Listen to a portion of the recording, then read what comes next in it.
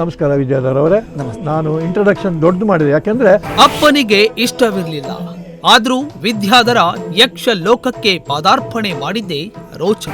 ಯಕ್ಷಗಾನಕ್ಕೆ ನಾನು ಬಂದದ್ದು ಒಂದು ರೀತಿಯಲ್ಲಿ ಆಕಸ್ಮಿಕವೇ. ನಿಜವಾಗಿಯೂ ಯಕ್ಷಗಾನಕ್ಕೆ ನಾನು ಬರಬಾರದು ಅಂತಲೇ ನನ್ನ ತಂದೆಯವರಿಗೆ ಬಹಳ ಹಠ ಇತ್ತು. ಕಲಾಧರನನ್ನ ನೋಡಿ ಕೆರೆಮನೆ ಶಂಭು ಹೆಗಡೆ ಜಲವಳ್ಳಿಯವರನ್ನ ತಬ್ಬಿಕೊಂಡು ಹೇಳಿದ್ದೆ. ಮುಗಿದ ಕೂಡಲೇ ಶಂಭು ಹೆಗಡೆಯವರು ಚೌಕಿಗೆ ಬಂದು ನನ್ನ ತಂದೆಯವ್ರನ್ನ ಒಪ್ಪಿಕೊಂಡು, ವೆಂಕಟೇಶ,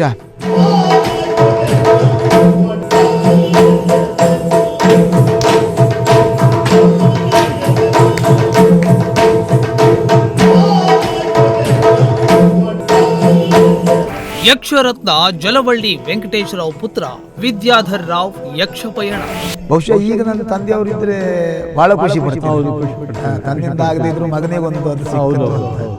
ಕಲಾಧರ ವಿದ್ಯಾಧರ ಬುಧವಾರ ಸಂಜೆ 7 ಗಂಟೆಗೆ ನಿಮ್ಮ ನುಡಿಸಿರಿ ವಾಹಿನಿಯಲ್ಲಿ.